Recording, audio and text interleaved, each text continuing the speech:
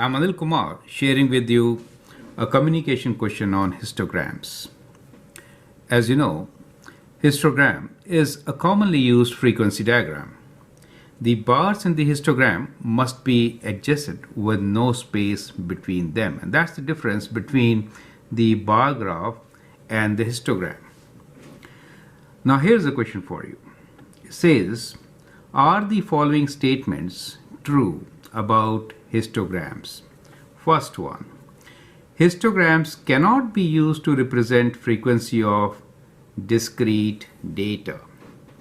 And the second one is, the area of each bar in the histogram represents the frequency and not the height,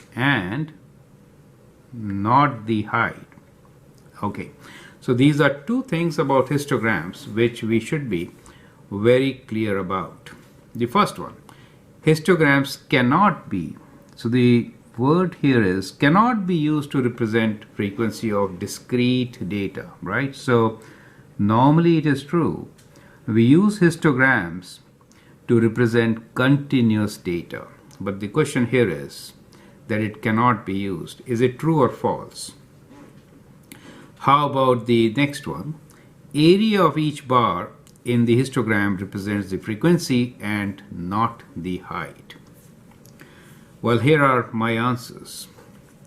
First one, histogram cannot be used to represent frequency of discrete data. The answer is false. It can be used. In fact, even when we use continuous data, we kind of round continuous data. So let me round here, write down. So even the continuous data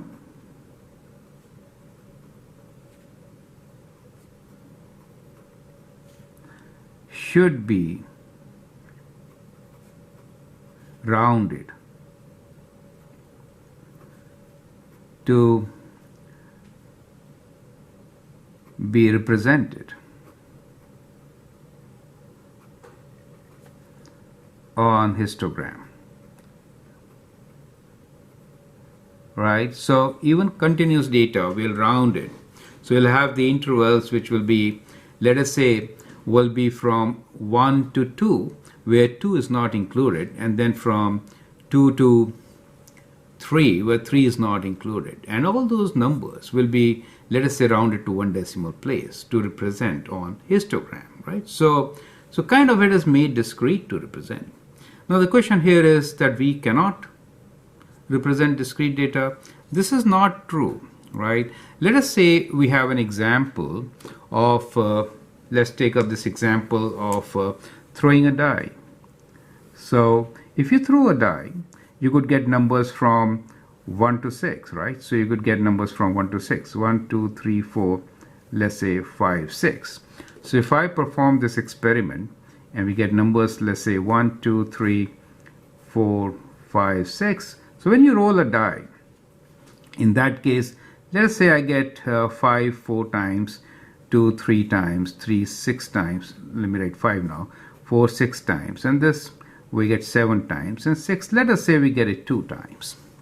And if I have to represent this data on histogram, can I do it or not? That's the question, right? So actually speaking, I can always represent this data on histogram. So I could represent it by taking up a scale, and on my scale I will say that 1 could be represented as a number between 0.5 to 1.5. Do you see that?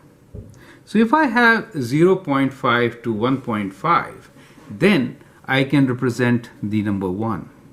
You get an idea. So what we can do here is we could have bars representing this data. Let us say we have this as the maximum number here is 7. So let's say this is 6. So we'll divide it into 3 equal parts, right? So we could say that the first bar here representing 1. So what I will do here is I'll make these divisions, and each division will be kind of 1.5 times, right? So 0.5 to 1.5, and then from 1.5 to, let us say we have 2.5, and then to 3.5, and then to 4.5, 5.5, and then let's extend 6.5, correct? So these bars will represent the data which is discrete. Do you get an idea? So 4, for example, will be here. That represents numbers between 0.5 to 1.5, correct? And then 3 for 2. So if this is 4, this will be 3 for me, right? So another bar for 3. 5 for 3, right? So 5 means kind of here, right? So I mean, these are not so straight, but anyway. So for 4, it is between 3.5 and 4.5. So a bar here, correct? So bar here will represent 4. And number 5, which is kind of higher than the 7, right? So one more unit up, correct? And then for 6, we are saying it came 2 times. So let us say this is 6 for us. So this is a histogram, correct, where we are saying frequency of getting these numbers is kind of, this is 2, right? So 2, 4, 6. So we could represent discrete data with the help of histogram, and that is an example for you, okay? So it can be represented. Now the second question here is, the area of each bar in the histogram represents the frequency and not the height.